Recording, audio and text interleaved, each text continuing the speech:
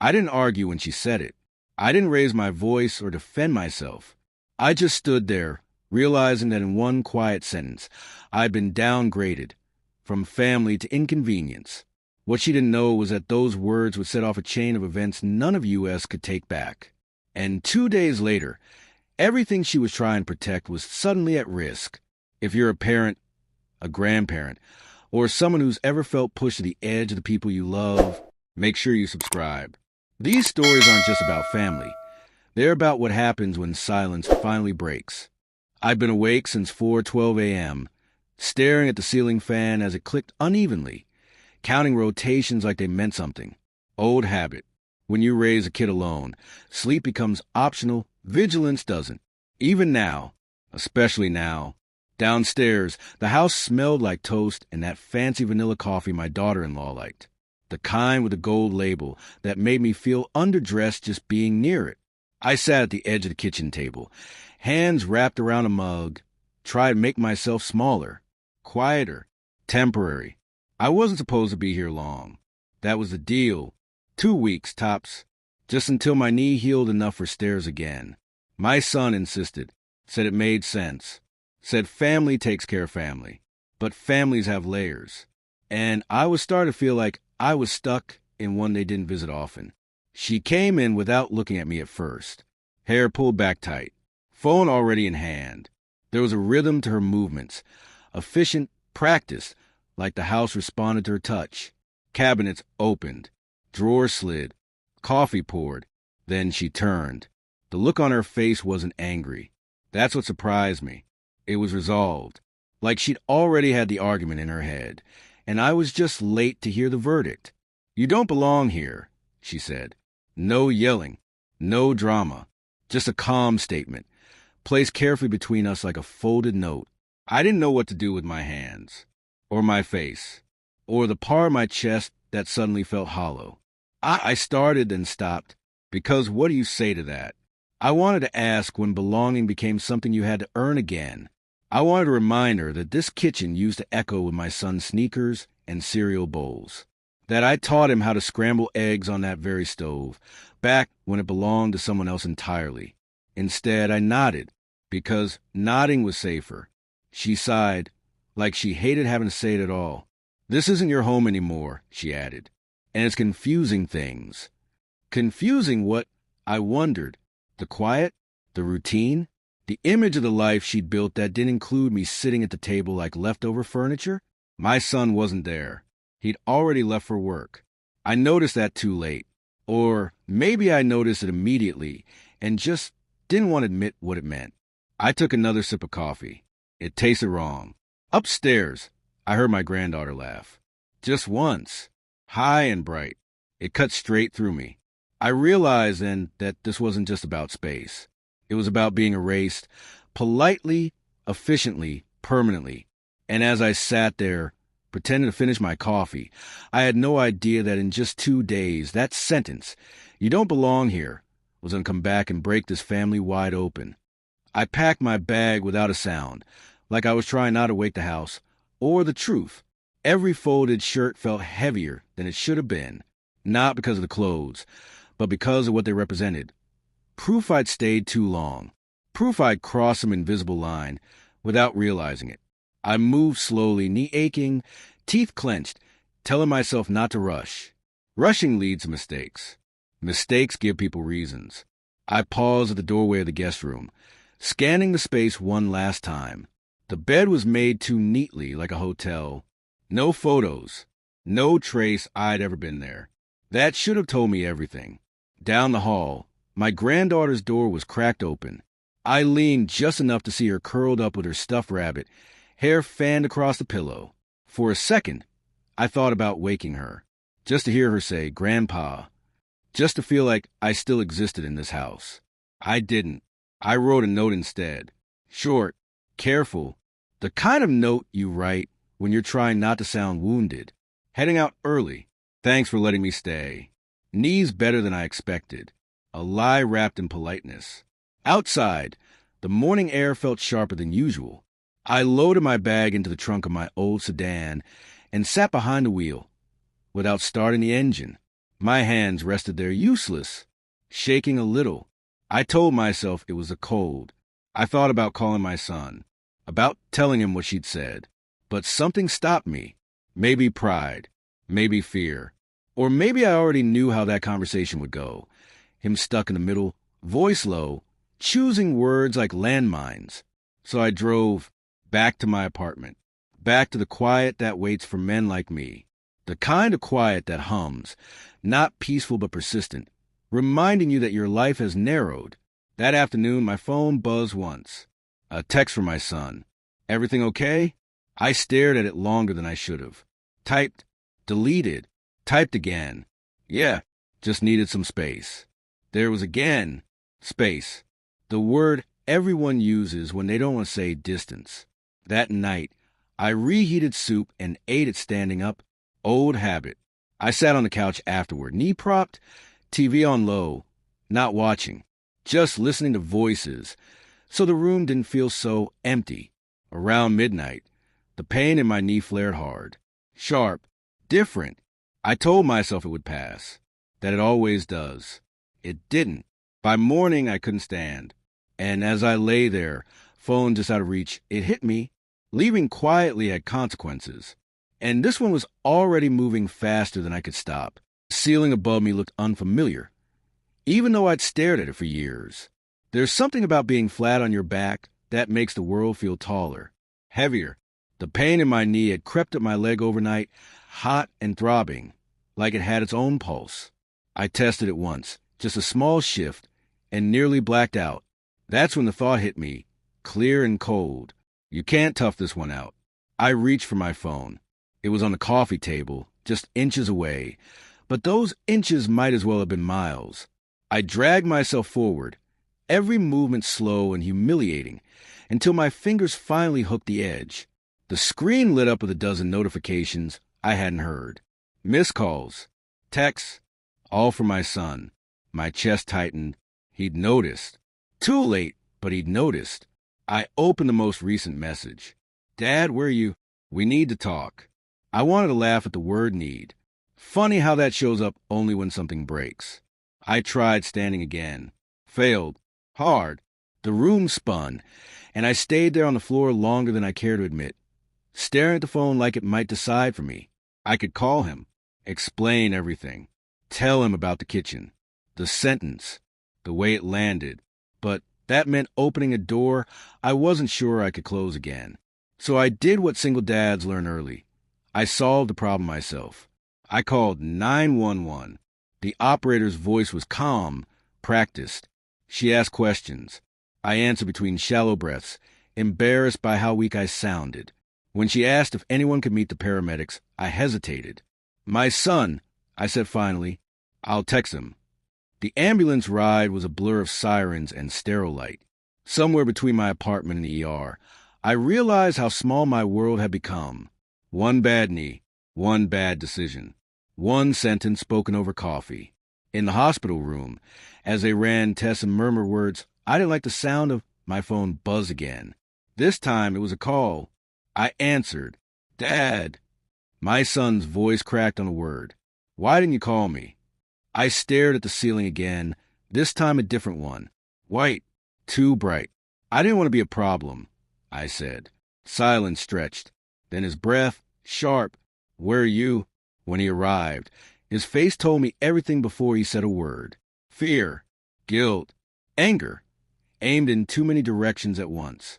He sat beside the bed and took my hand like I was a kid this time. I didn't know you left, he said. She said you needed space.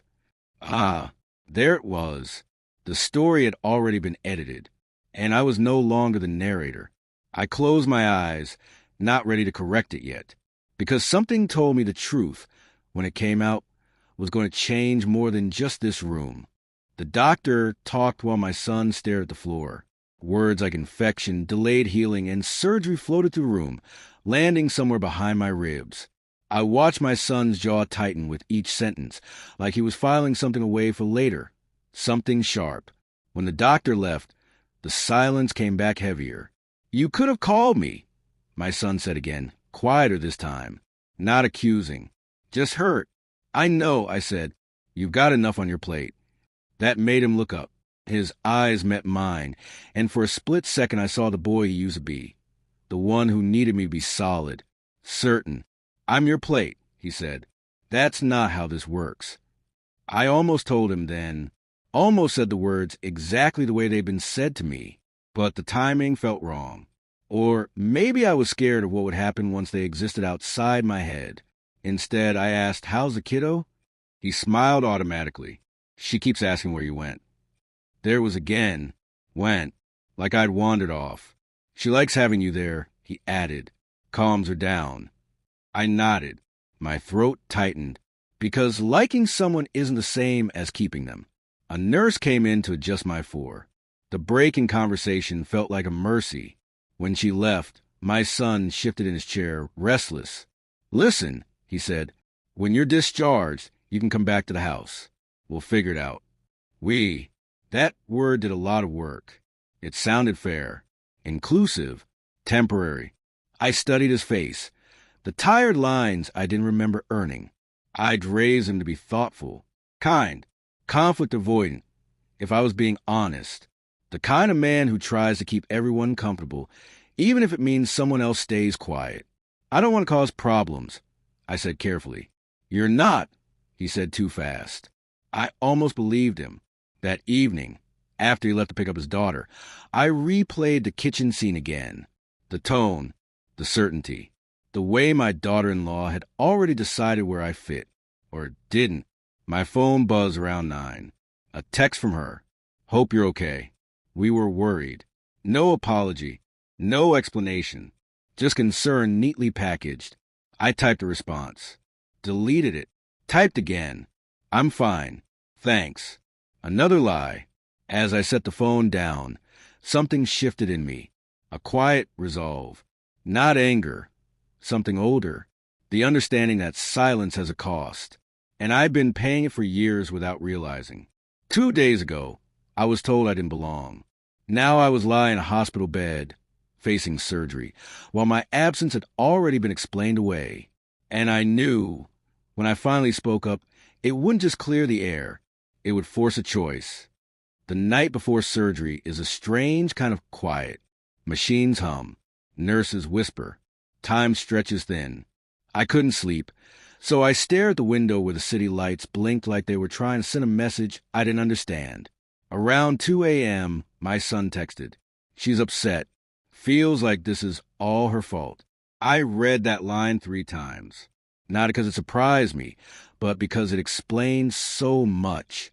I pictured her pacing the living room, arms crossed, telling the story the way it made sense to her. Concerned, overwhelmed, doing her best. I imagined my son listening, nodding, try to smooth the edges. I typed slowly. I never said it was. The dots appeared, disappeared, appeared again. "What happened, Dad?" There it was. Not "Are you okay?" Not "How bad is it?" What happened? I closed my eyes and let myself feel the weight of it. The years, the moments I'd swallowed, the way being easy had slowly made me invisible. So I told him, not dramatically, not angrily. I told him about the kitchen, the coffee, the sentence, exactly as it was said. When I finished, there was a long pause. Then, "She said that?" 2 words. Heavy ones. "Yes." Another pause. Longer. "She told me you decided to leave." I stared at the ceiling again, but this time it didn't feel as tall.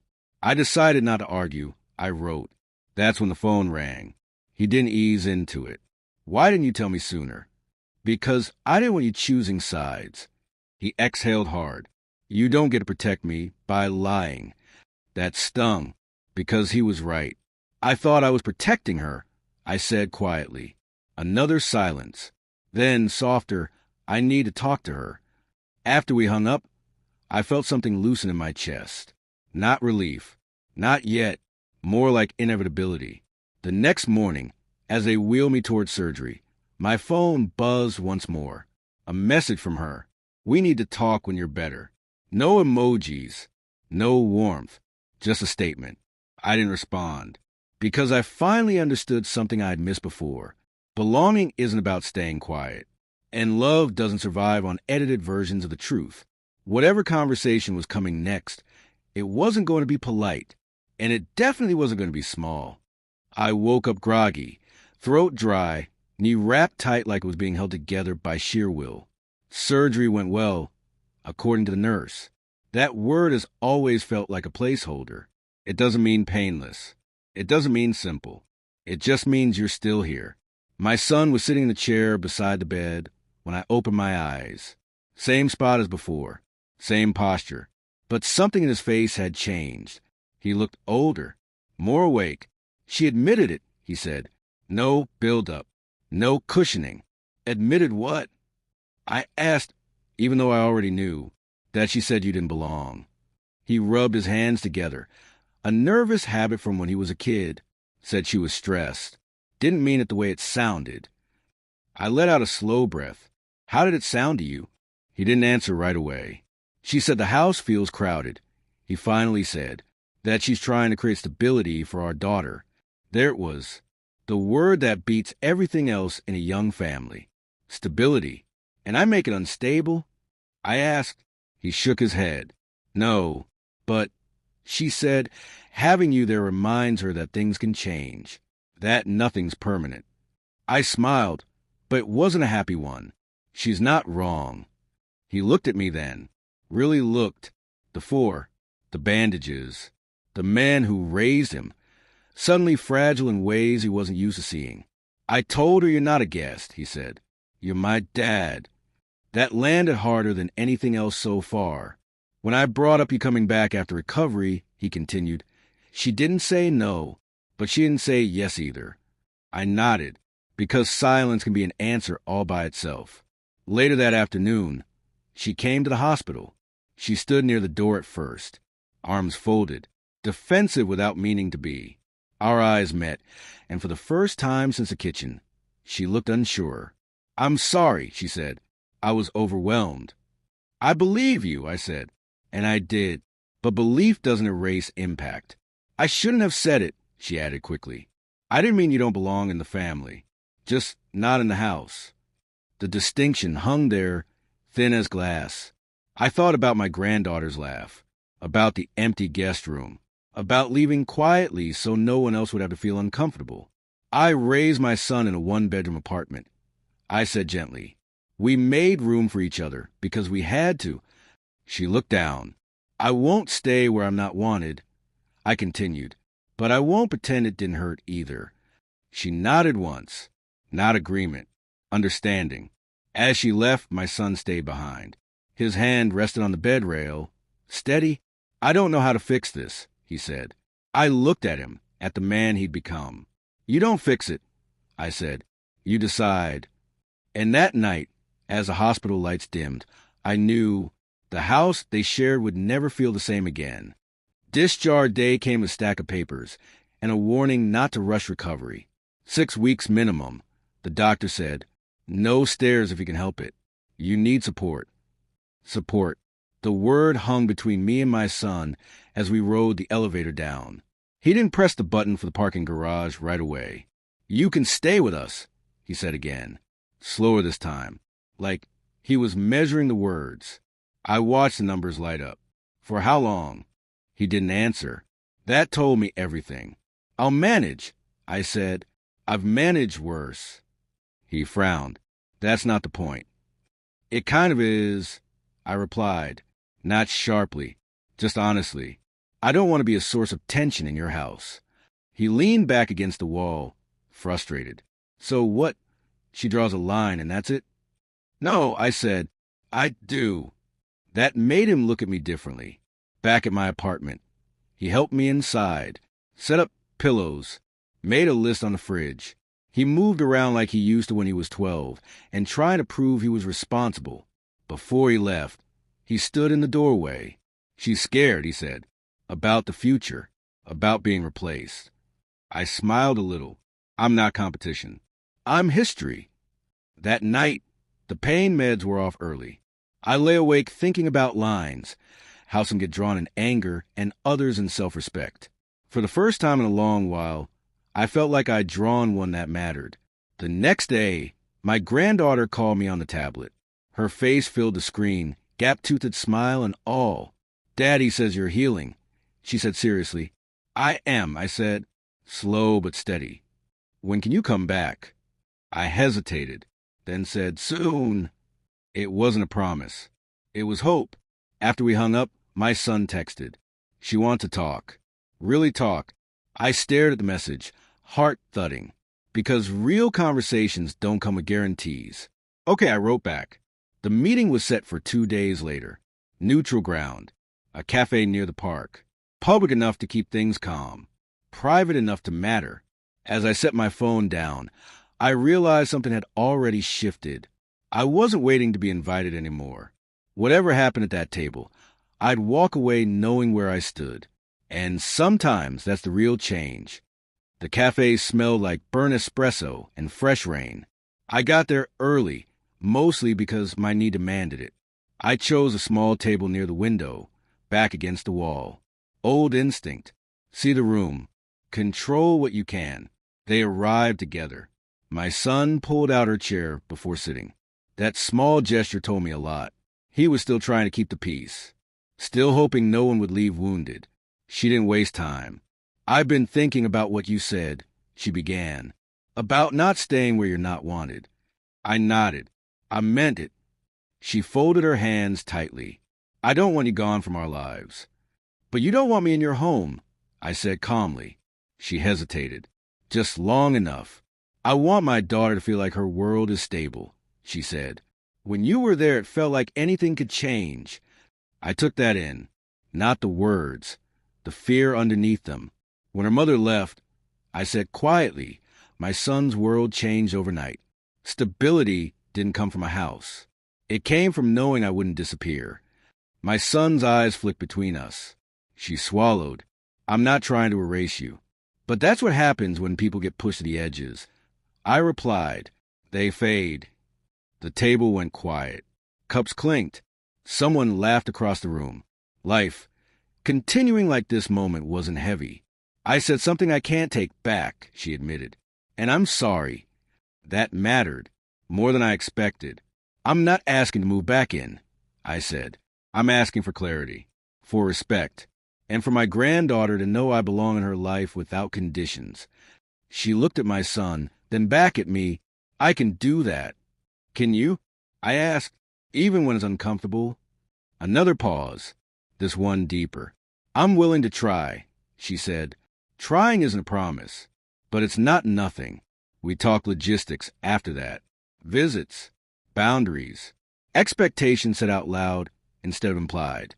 It wasn't warm. It wasn't easy, but it was real. As we stood to leave, she surprised me. "I was wrong to make that decision alone," she said. "This is his family, too." I nodded once. "So is mine." Outside, the rain had stopped. The sidewalk shimmered.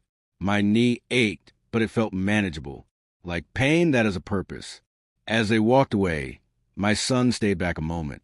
"Thank you for not blowing this up," he said. I met his eyes. "I didn't come to win," I said. "I came to stay." And for the first time since that morning in the kitchen, I felt like I hadn't been erased, just redrawn. But the real test wasn't the cafe. It was still waiting at home. The first time I went back to the house, I didn't bring a bag. That felt important. Just my cane, my jacket, and a knot in my chest I couldn't quite shake. My son opened the door before I knocked, like he'd been watching the driveway. The house looked the same porch light, same wind chimes, but it felt different. Not hostile, just cautious, like it was holding its breath. My granddaughter barreled into me before anyone could stop her. "Grandpa!" she shouted, wrapping her arms around my legs. I laughed, surprised by the sound of it. Real laughter, the kind you forget you're capable of. Behind her, my daughter-in-law hovered near the hallway. She didn't smile, but she didn't retreat either. That was progress. We kept it short. That was the plan. An hour. No dinner. No overstepping. I sat on the couch while my granddaughter showed me her drawings. One of them had all of us. Stick figures, crooked and colorful. I noticed I was there, bigger than the others, holding her hand. My daughter-in-law noticed too. "You've been talking about him," she said to my granddaughter, then glanced at me. "A lot." "I know," I said gently. She nodded, like she was finally understanding something she'd been resisting. When it was time to leave, my son walked me to the door. "You okay?" he asked. "Yeah," I said. This is how it starts. As I stepped onto the porch, my daughter-in-law spoke. "Next time," she said, "maybe you stay for dinner." It wasn't an invitation carved in stone, but it wasn't nothing. Driving home, I realized something had shifted again, not back to how it was, but forward into something new, something earned instead of assumed. 2 days ago, I'd been told I didn't belong. Now, no one was saying that anymore, but belonging isn't just about words. It's about what happens when things get hard again, and I could feel it. Another moment was coming. One that would decide if this change was real or just temporary peace. It started with a phone call at 6:18 a.m. My son's name lit up the screen, and before I answered, I already knew. This wasn't casual. This wasn't checking in. "Hey," he said, voice tight. "Can I come by?" "Of course," I said. "What's going on?" Another pause. The kind that means someone's choosing honesty over ease. "She got a job offer," he said, "out of state." That landed heavier than anything I expected. When I asked, "They want an answer by the end of the week." I sat back slowly. The room felt quieter all of a sudden. "They're offering more money," he continued. "Better hours. A fresh start. A fresh start." Funny how often that phrase shows up right when roots start growing. When he arrived, he looked wrecked. Coffee untouched. Eyes tired in a way sleep doesn't fix. "She says it's what's best for our daughter," he said. "New schools. New routine. No complications." He didn't say my name. He didn't have to. "And what do you think?" I asked. He rubbed his face. "I think running every time life gets uncomfortable teaches the wrong lesson." That surprised me. "She's scared again," he added. "About blending families. About expectations. About you being permanent." There it was. The word everyone had been dancing around. Permanent.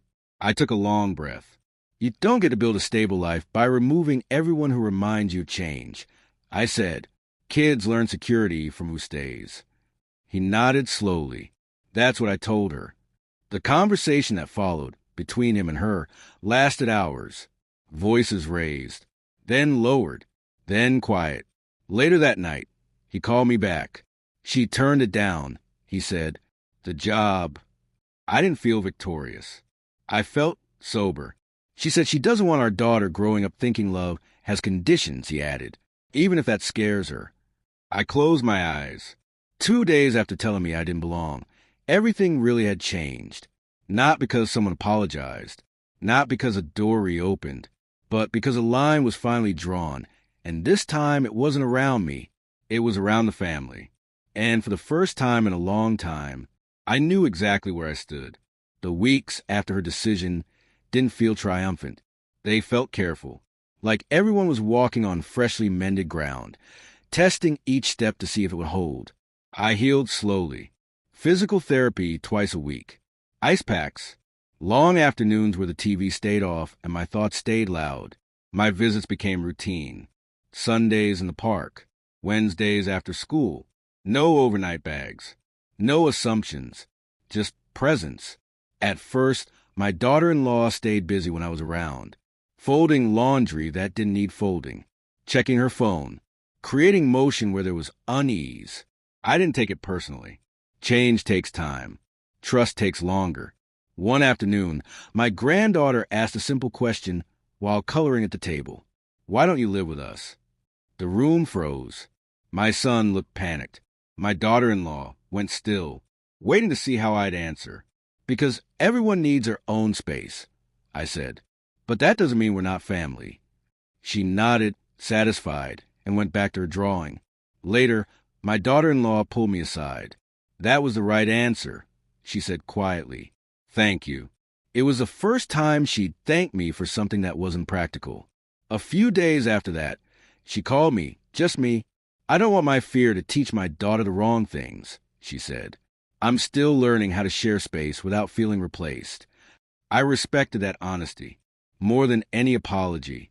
You don't replace people who raise the ones you love. I told her, you build around them. She exhaled, like she'd been holding that breath for a long time. That night, alone in my apartment, I realized something important. Belonging doesn't always look like a room in the house. Sometimes it looks like being considered before decisions are made. Sometimes it's being spoken about honestly, even when you're not in the room. I wasn't in their house anymore, but I wasn't outside the family either. And that balance, earned fragile, real, meant more than I'd expected. The story could have ended there. But life has a way of testing lessons twice. And the next test would come from somewhere none of us saw coming. The call came on an ordinary Tuesday. Not early, not urgent. Just my son's name lighting up the phone like it always had. That's how I knew it mattered. "Dad," he said, "we're putting an addition on the house."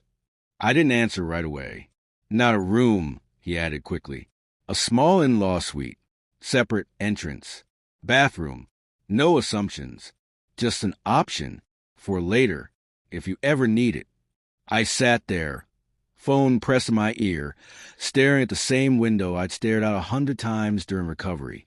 The same tree, same street, but it felt like a different season. "That's a big decision," I said. "We talked about it," he replied. "A lot." I knew what that meant. Later that week, my daughter-in-law came with him when they showed me the plans. She didn't avoid my eyes this time. "I don't want my daughter to grow up thinking family is temporary," she said, "or that love only fits when it's convenient." I studied the drawing. Simple, modest, thoughtful. "I won't move it unless it's needed," I said. She nodded. "We wouldn't want you to." That mutual understanding, that mattered. A month later, at my granddaughter's school event, she ran up to me waving a paper crown she'd made. "This is for people who help," she announced, placing it on my head. My daughter-in-law laughed. My son took a photo. No tension, no calculation, just a moment. 2 days after being told I didn't belong, everything had changed. But not all at once, not magically, and not without cost. It changed because silence ended, because fear was named, because boundaries were drawn without erasing love. I don't live in their house, but I have a key, and more importantly, I have a place.